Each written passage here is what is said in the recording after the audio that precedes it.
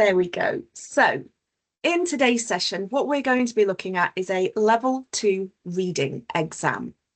So hopefully, if you've seen any of the other videos that give you the information about these online exams, you should be familiar with this first screen. So when you receive your email from NCFE with the secure link to your exam on it, it will open up to something similar looking to this.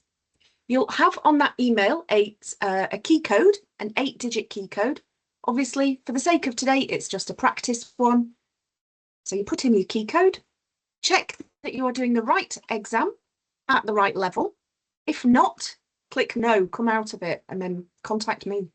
If they're correct, click yes. And then, as with every exam, whether it is in person or whether it is online, you need to make sure that you are the person that's actually completing the exam. All of the work will be your own and you're not using any AI tools to help you. That's especially important in the writing exams because there are marks for spelling, punctuation and grammar, less so in the reading exam. If you're happy that this is all true and that it is you and you are going to try your exam, click accept and continue. And then we have our exam paper. So hopefully I've made it nice and big so you all should be able to see it. Okay. We can see that this exam is a 1 hour long. We are to answer all of the questions and read everything carefully. They won't ever put in trick questions or anything designed to trip you up, but it is one of the biggest things where we misunderstand a question or can't work out what the exam board are actually looking for from us. So maximum mark for the paper is 30. The pass mark is 16 or 56%. And it says you will need access to a dictionary.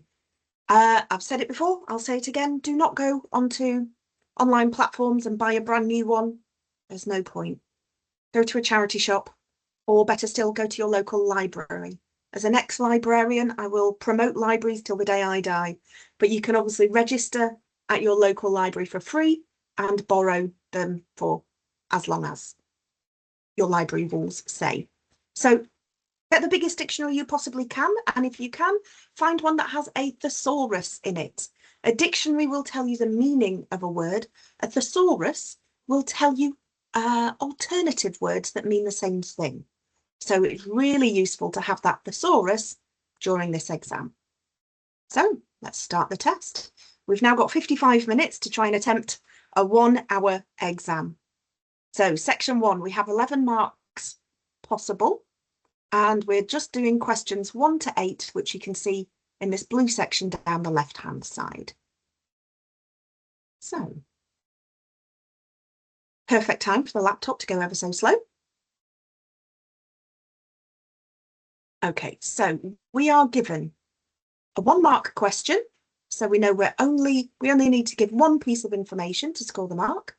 It says give one way that text 1 says digital tickets benefit the environment. So how is getting your ticket digitally good for the environment? So we don't use our common sense. We look at the document. All of the answers are within this document. Now, because this is a sort of beta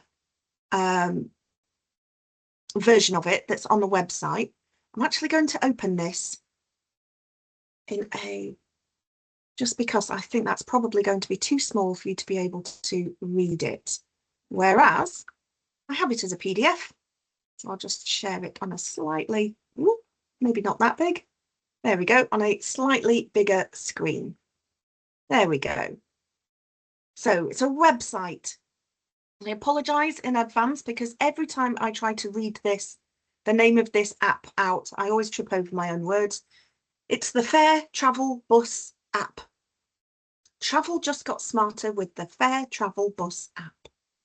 Our Fair Travel Bus app takes the hassle out of public transport as your tickets get sent straight to your phone. You'll never need to queue for tickets again. Getting started. Make sure you have access to the internet. Download the Fair Travel Bus app to your smartphone. Choose your location, select and purchase a ticket. Your ticket will remain in your digital wallet in the app until you activate it. Activate your ticket before you get on the bus. Show your ticket on your phone to the bus driver. Tickets made easy. Buy tickets in seconds with fewer clicks, anytime, anywhere. Choose from a range of options to suit your needs, such as day savers, season tickets, and family passes. Not travelling straight away? No problem. With the Fair Travel Bus app, you can purchase and retrieve your tickets digitally, making travel even more convenient. Track your bus. With more accurate real-time information and our live interactive map, you will always know where your bus is. Running late? There's no need to worry, as you'll see exactly how long you have to wait for the next bus. Plan smarter. Do you have somewhere you need to go? Our journey planner maps out the quickest routes and shows you all the bus stop locations, so you'll know exactly where you're heading to and how long it will take. Simply enter your destination to view route options and discover which of our bus services can get you there. You can save all your favourite journeys, services and stops. Committed to sustainability. Going paperless eliminates the need for printing tickets and materials ending up in landfill after use. Okay. Therefore, by choosing the Fair Travel Bus app, you're making a greener choice for the planet and minimising your carbon footprint. Download the Fair Travel Bus app today and discover why we're the best in the business. Fair Travel, getting there together. Low battery. You must be able to display the ticket on your phone screen to show the driver when boarding the bus. The fare is non-refundable. If your phone battery is flat, you will be unable to retrieve your digital ticket and will need to pay the driver for the journey you wish to make. And then at the bottom, there's a little footnote that says, at this time, you cannot buy a disabled person's bus pass using the app, and we recommend contacting your local council. Right. Back to the question itself. Now, I remember it said something about the environment. Okay, how do digital tickets benefit the environment? I'm going to say that it would be somewhere in this paragraph where it mentions that they are committed to sustainability, to being environmentally helpful. So if we have a look at it, in fact, let me just take, there we go. If we just have a look at that section that I've highlighted, it says it eliminates the need for printing tickets. That's 1. Materials ending up in landfill. That's 2. You're making a greener choice for the planet. There's 3. And minimising your carbon footprint. That's 4. So we've been given 4 separate points that we could actually write as our answer for this. All of them would be acceptable. Now, on the actual exam, we only need to write one of these. So we make a choice, and I'm going to say it's the one that says eliminates the need for printing. Oh, eliminates the need for printing. That's it. And then we click next. We don't need to be writing long sentences. We don't need to do anything that it is particularly long-winded or analytical or anything like that. It's literally, we find the information from the text and we pop it into our answer box. That's it. So now we move on to question 2. Give 2 quotations from the text that suggest the app will save passengers time. And you can see we've been given 2 boxes. Each one is just worth 1 mark. So we write 1 answer in the first box and 1 answer in the second. So where's the actual text? Something that saves time. So we could say that we could potentially, it says buy tickets in seconds. That's a good one. Oh, excuse me. Let me highlight this. Buy tickets in seconds. We could also use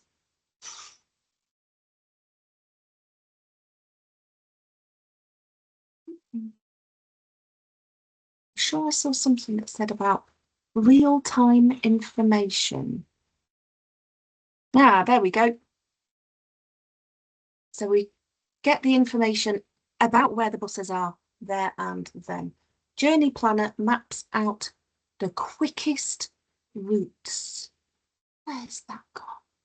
There we go. Our Journey Planner maps out the quickest routes. So again, we found 3 examples for that answer. we only need to write one. So we need to write two, sorry. We can buy tickets in seconds. And then, what's these on? There's real-time information. So they are both examples of how you can save time. That's it. That's all you need. So again, no huge sentences or anything like that. Right. According to text 1, who should you contact about a disabled person's pass? So if we go back to the text, this was actually written in a tiny little footnote at the bottom of the text. And it was the last thing we read, which is why it's still quite fresh in my memory. It says, at this time, you cannot buy a disabled person's bus pass using the app, and we recommend contacting your local council. So the question says, who should you contact? Your local council. That's it. You could just write council. You could say local council. You could say your local council. All variations of that would be fine. So we move on to the next question. In text 1, what is implied by the phrase takes the hassle out of public transport? So hassle is a very informal term that essentially means stress. So if we're taking the stress out, we're making it easier. If we think about the implications of the phrase, it takes the hassle out of public transport, the implication is that public transport is stressful. Or public transport is hassle. Or it makes public transport easier.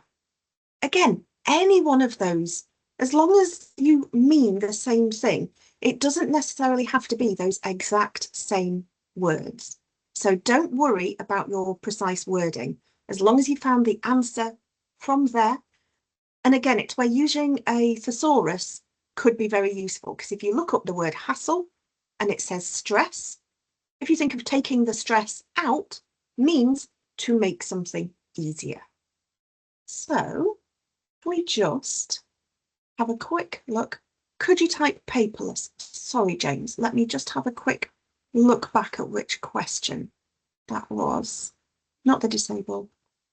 The first question about the environmental things. Eliminates the need for printing. I think if you said paperless, I think it needs ever such a tiny little bit more than that. Either it doesn't waste paper, or no paper is used. Any of those would be okay for that question. I think if we're using very, very short phrases to answer this one, I would potentially use the words from the text. So it eliminates the need for printing, almost like using their words back at them. If we just pop back, let's have a look. We were just going on to question 5. My apologies, the chat had covered itself up for a minute on my other screen. Okay, we're looking at this and it's asking us about these particular quotes, whether or not they are persuasive or instructional. Are we being told how to do something, like an instruction? Are we given imperative words, which are instructional verbs? Or is it going to be something persuasive? Is it trying to encourage us? Or does it want us to believe or think the same thing as they're stating? So we look at the individual words that are being used. The first statement says, choose your location. So we're being told what to do. Select, another instruction, and purchase. These 3 imperatives in there. 3 single words that are telling us to do something. Choose, select, purchase. Therefore, this one is instructional because they are telling us. They're not trying to give us good reasons or anything like that. It is a straight instruction. If we look at the bottom one, it says, as your tickets get sent straight to your phone, you'll never need to queue for tickets again. Well, they're trying to persuade us that in this one, that using the phone app would be easier. They're not actually stating, they're not telling us to do anything. So that first one is definitely instructional. The second one, persuasive. Okay, what problem does it warn readers about if using the app?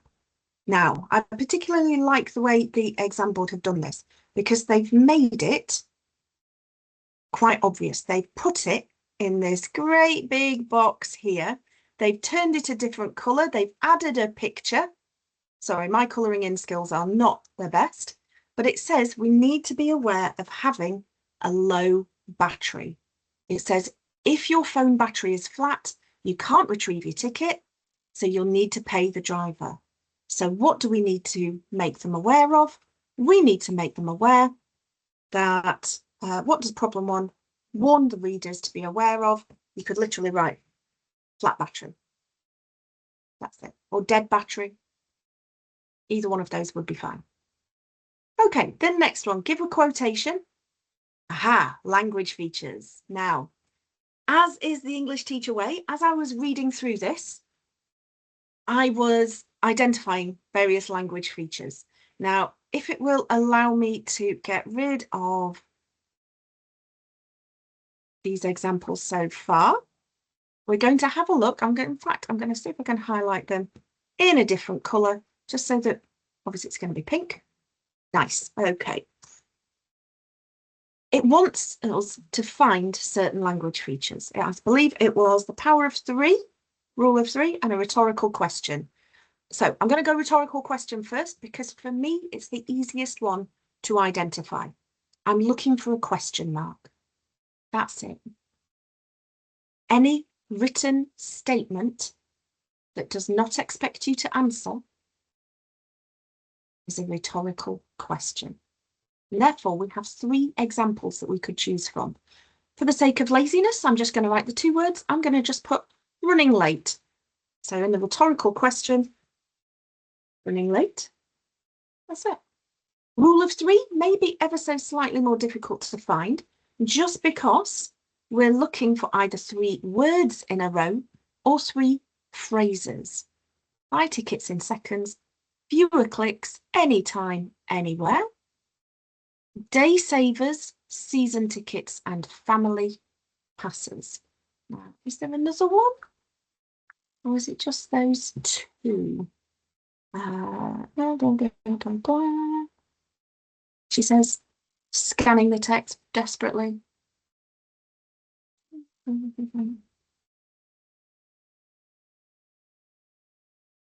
You can save all your favourite journeys. 1, services. 2, stops. In fact, I think they're probably the best examples. So you can see we've got one here that says day savers, season tickets, and family passes. We've got three things that are all related, that all go together. Same as you can save all your favourite journeys, your services, and stops. So I'm going to say favourite journeys, services, and stops, just because favourite journeys, services, and stops.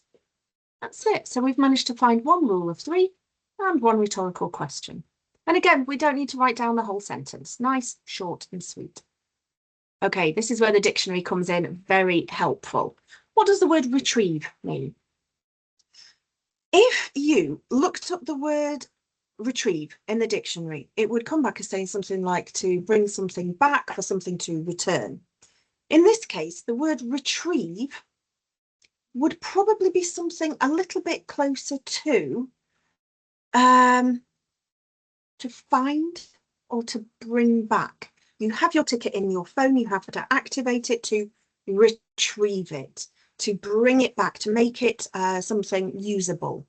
So I would potentially say on this, bring back. I think find would work as well. Any other words that mean the same thing, you would still get marked for. There's the wonderful words on the mark scheme, accept similar wording. So whenever it says that, it means it doesn't have to be those precise words.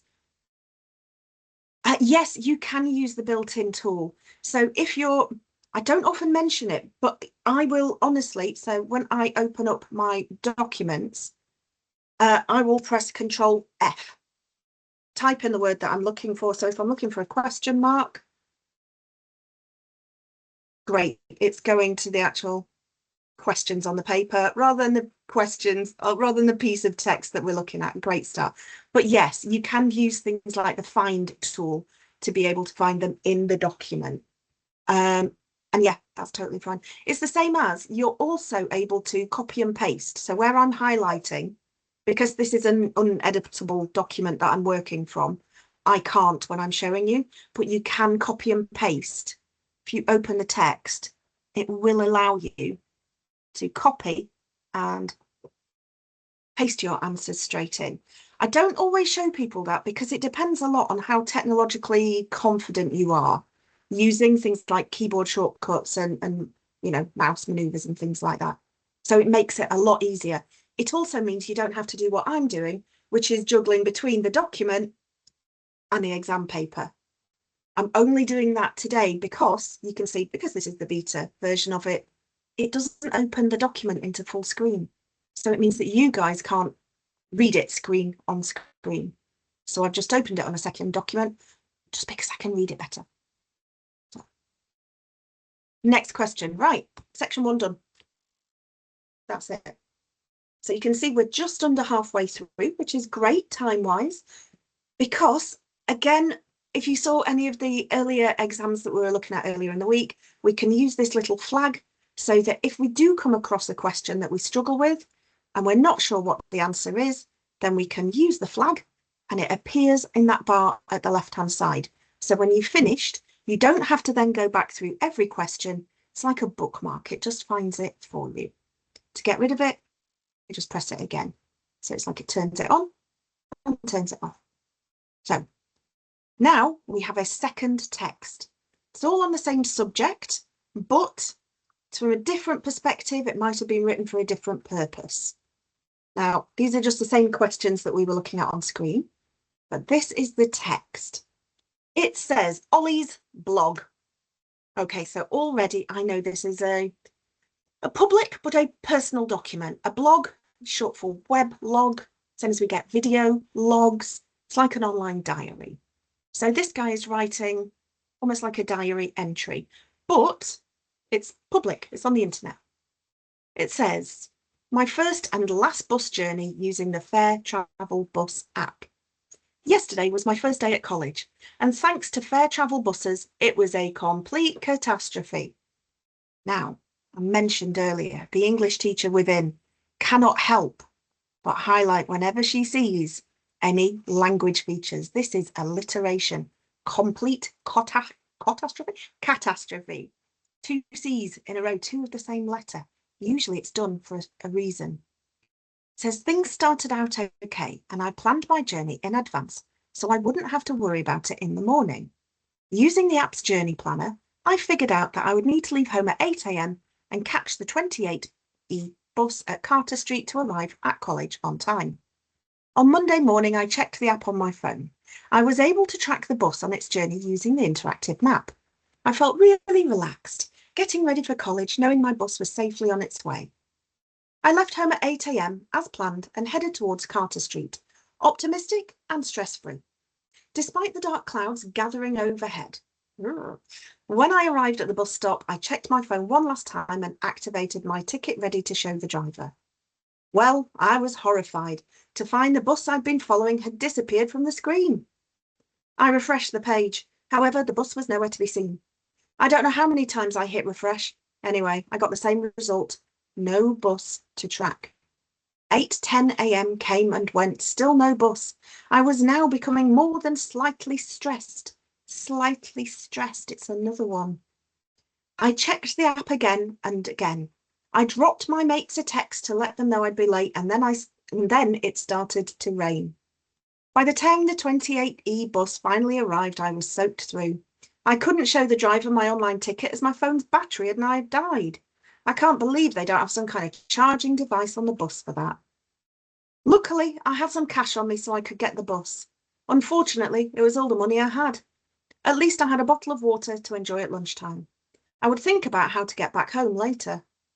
By now, I was feeling extremely sorry for myself. The bus was packed full like a tin of sardines, another language feature, with passengers standing over one another, staring into their phones. I spent the entire journey standing up, dripping wet and miserable. The app totally messed up. I'll be leaving a review on their website.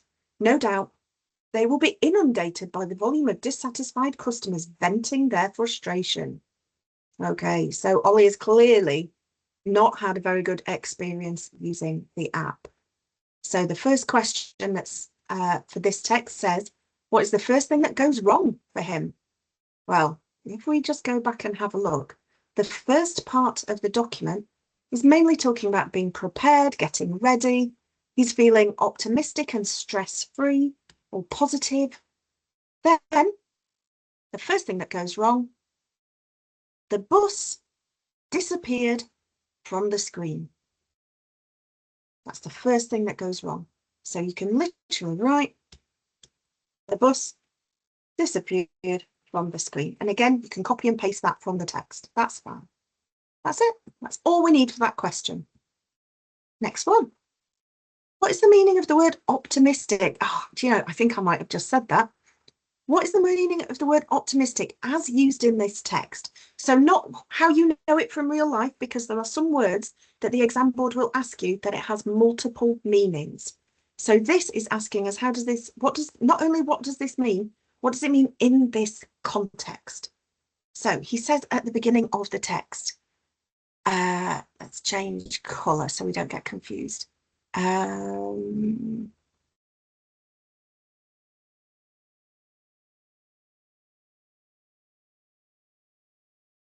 we go. I left home at 8 a.m. as planned and headed towards Carter Street, optimistic and stress-free. So if he's stress-free, he's all planned, he's relaxed, he's ready. If we're feeling optimistic, it means always being, could say positive, could say hopeful. There's a couple of, again, of other varieties that you could use. But as with all of these, it's anything that is an appropriate definition. So as long as the wording that you're using, it could be a short explanation. You could say something like, hoping that good things will happen. You could say that, or you could just say hopeful. It's entirely up to you. Again, as long as the meaning is the same, that's totally fine. So you could just use one of those and you go on to the next question. Okay. Identify the language feature. So luckily, as I was reading it, I identified, oh, how many was it? Let's just get rid of this one for that last question. So I highlighted them in this pale green. So I noticed that we had alliteration here, complete catastrophe. We had another one with slightly stressed down here. And then there was also, oh, let's get, that's for that previous question. I noticed there was a simile down here. It's a type of metaphor. It's where you compare something to something else, but you use the word like or as. That is the definition of a simile. So he's saying the bus was packed full like a tin of sardines. So he's just sort of overemphasizing just how busy. Look, identify the language feature. That is a simile. Again, don't worry if you spell it wrong. Even if you write the word smile, or a lot of people add an extra IE at the end. If you spelt it right, that's always a good start. I just remember it as I write the word smile, and then I remember I've got to put another I in there. Smile. Next, it's asking us for an example of alliteration. Excellent. Because I picked those out. I'm going to say slightly stressed. And that's it. And even on the answer, it's telling you, it's just two words. Slightly stressed. So we've got two words beginning with an S. That's it. Nice and easy. Okay. Which two of the following quotations are examples of informal language?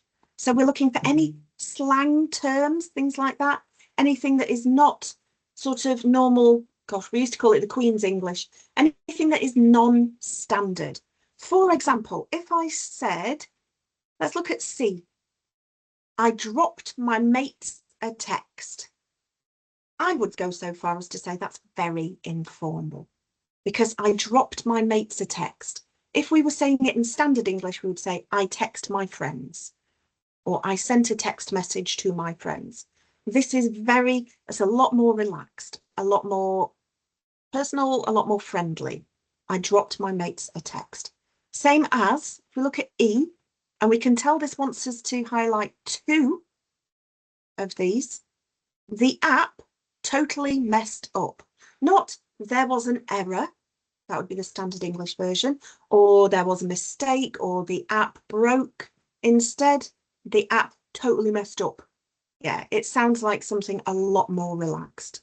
All of the other statements, A, B, and D, by now I was feeling sorry for myself. However, the bus was nowhere to be seen.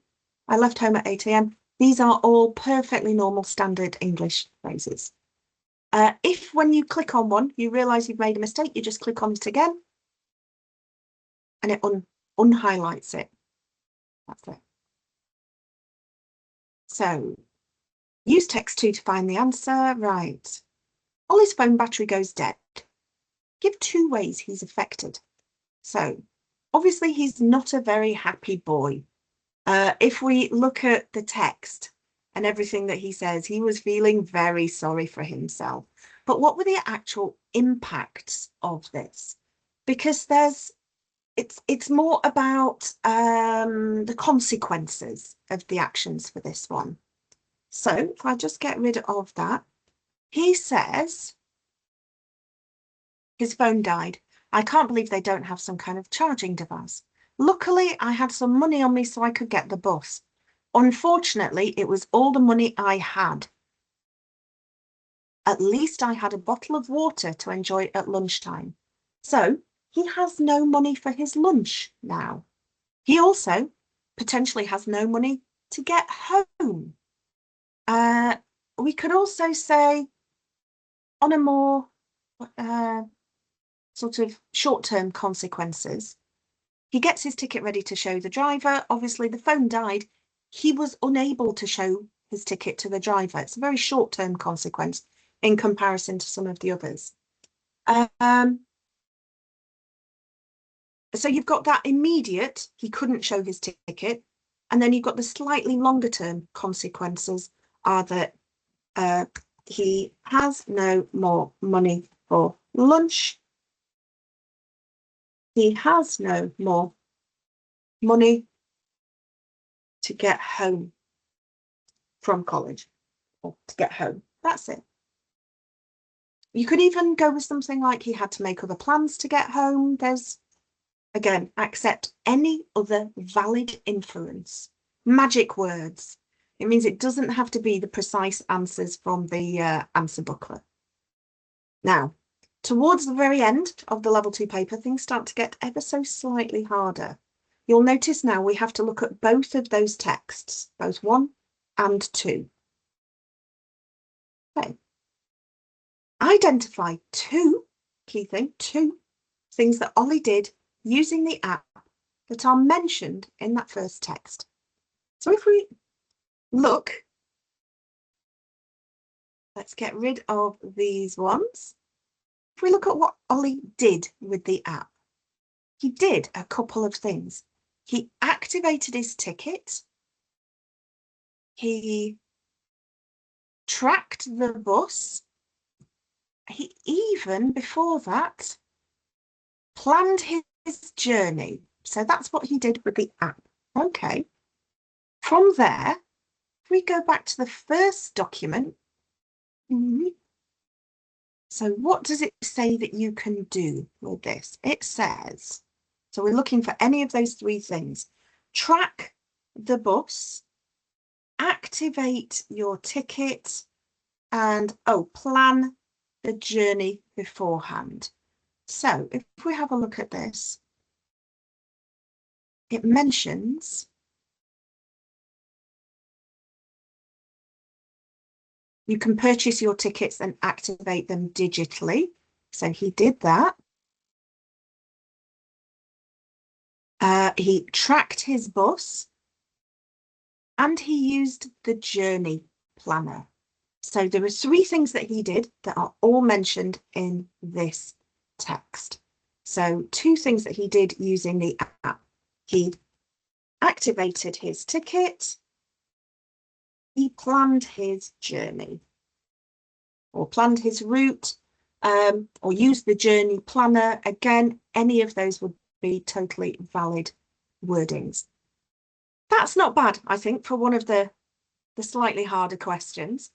Now, this last section is about a third text, the same subject, thankfully. So the content isn't entirely unrelated to what you've been looking at so far. However, again, it may look at things from an ever so slightly different perspective, or be looking at it from, well, we've had it from a customer's point of view. We've had it from the website's point of view. So if we have a look at this next one, I'm afraid I've got to go down right to the very bottom of the document. Here we go.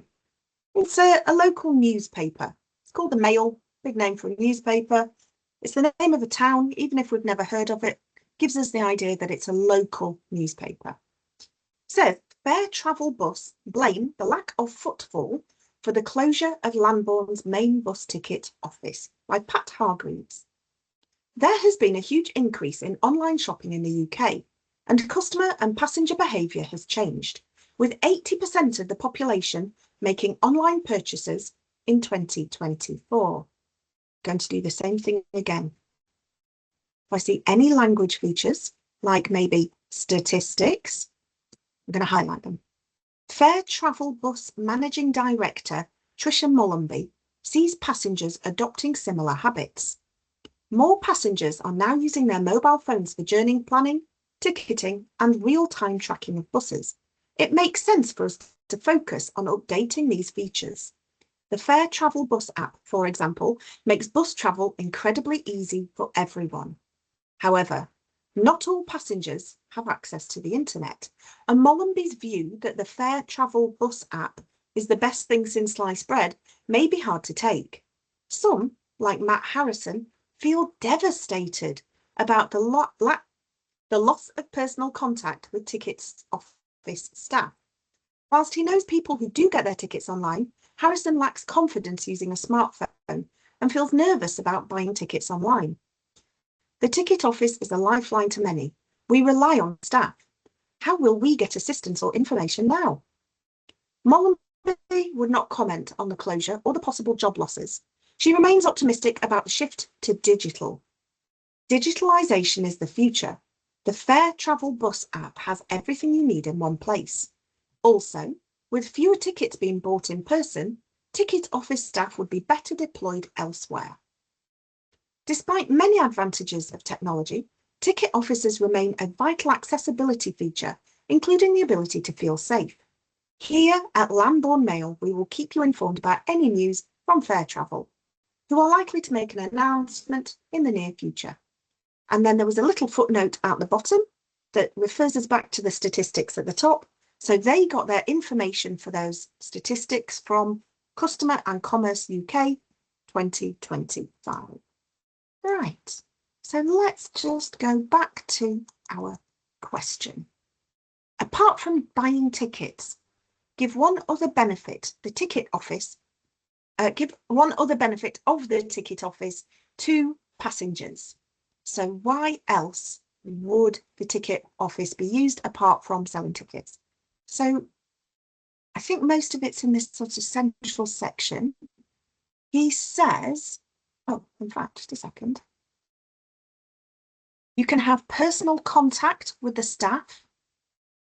He says, why else may he want to use the office? To get assistance and information. Sure, there was something that said it makes him feel safe. Well, we can see the opposite. Buying the tickets online makes him nervous. Okay. That's it. people feeling safe, and accessibility features. Right. So which one of these could we use for our answer? Any. Apart from buying tickets, one of the benefits of the ticket office. I'm going to say personal contact with staff. That's it. That's perfectly fine. Move on to the next one. Text 3 includes facts and opinions. Identify 2 facts. So luckily, as we were reading it through, I was picking out various things, including statistics at the top. If there are statistics, they are usually there in order to reinforce facts that are being used. So they're saying there's been a huge increase in online shopping. We could use that. You could also say that customer and passenger behaviour has changed. You could say 80% of the population made online purchases. You could say more passengers are now using their mobile phones for journey planning. Any of these, again, would be acceptable. Because I picked those first ones out of that first paragraph, they're the ones I'm going to use. So I'd say there's been a huge increase in online shopping. There's been a huge increase in online shopping. Fact number 1. Fact number 2, 80% of the population made an online purchase in 2024. Oh, that's better. Okay, last few questions now. Give 2 quotations to show that Trisha is biased. So it may be a good time to refer you to the fact that on the YouTube channel is a video that is specifically explaining bias, what it is, why it's used, and how you can identify examples. Now, what we're looking for is whether or not Trisha, in this case, is being balanced in what she's talking about, or if she's biased, she will more likely to only concentrate on either the positive or the negative. Because she works for Fair Travel and she's telling people about this new amazing app, she's not going to mention anything negative. She is not going to be balanced. She's only talking about the positives. She says things like, it's the best thing since sliced bread. That to me tells me she is biased. I don't think she has tried any other bus apps. I don't think she is considering people like, was it Matt Harrison, the other person that was mentioned in the article? She is only, it's her purpose of responding to this sort of interview for this newspaper is to tell people the benefits. That's it. So we've got it's the best thing since sliced bread. How many examples did it ask for? 2. So she said the best thing since sliced bread. Okay. After that, she does have a couple of others. Obviously, we need to find one more. It makes bus travel incredibly easy for everyone, which is clearly not the truth, because then it goes on to interview Matt Harrison, and he says, well, it's not easy for me. Makes bus travel easy for everyone.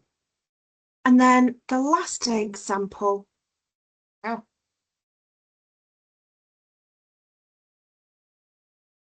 Where is it? Oh, I won't find it in this document. It says that you can find all the information in one place, which again, other people who may not have access to a smartphone or may not feel confident, here it is. It has everything you need in one place. Well, if you're not comfortable using the app, so any 2 of those 3 suggestions, again, would be correct answers. Okay, let's have a look. We have 13 minutes left to answer the hardest questions. Okay, what does the writer of text 3 imply when she says Mollenby's view may be hard to take? So Trisha Mollenby is extolling all the virtues. She's saying how wonderful this is. But we've interviewed Matt Harrison. He obviously feels the opposite. And the interviewer Let's see, where does it say? Just here. Mollenby's view that the app is the best thing since sliced bread may be hard to take. She's saying that it might be, I would say, potentially insensitive. We look at the choices. Again, it's just a multiple choice, this one. Is it aggressive? No, I don't think so. It's hard to take. Again, it's where things like your dictionary may come in handy, and it's about reading. Hard to take means difficult to accept. So she is being insensitive towards customers who do not agree or feel the same as her.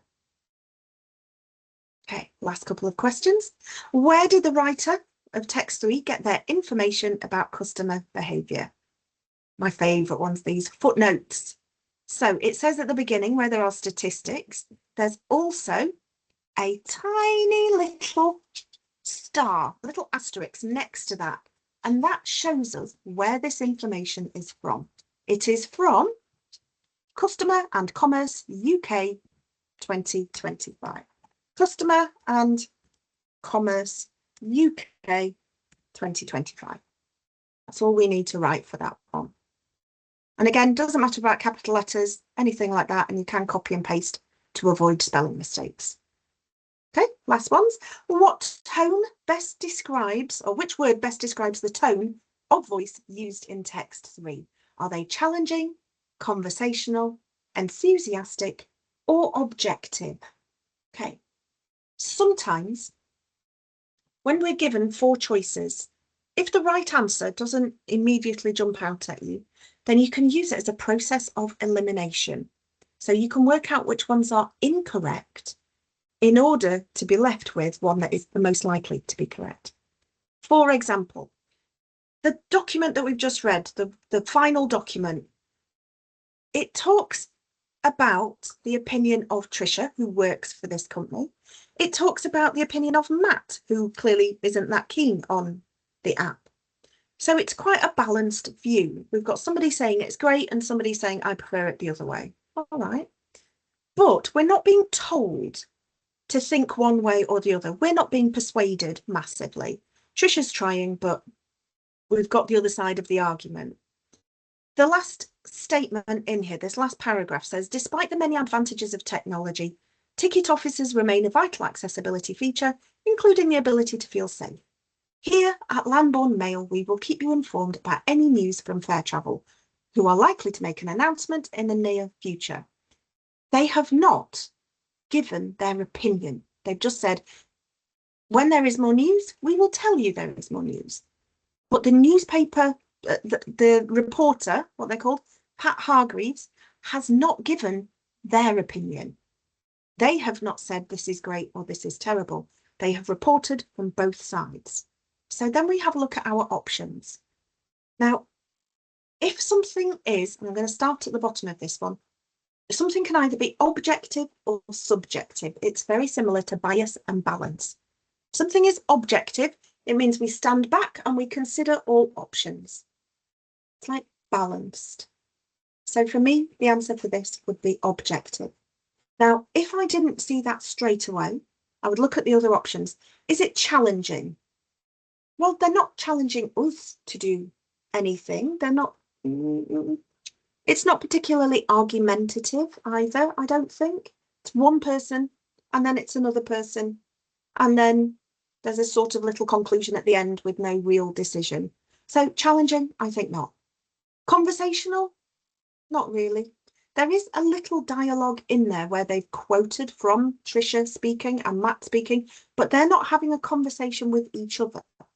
We have taken their words and put them in the article. We've taken their words and put it in the article, but they are not conversing with each other. Enthusiastic, again, it's like persuasive. They are not trying desperately, please get the app, please download, or don't get the app, it's terrible.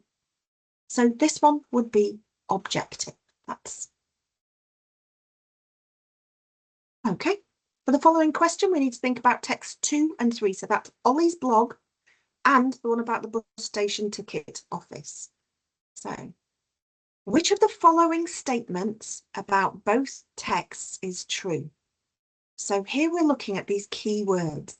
encourage, explain, give information, or instruct. Okay.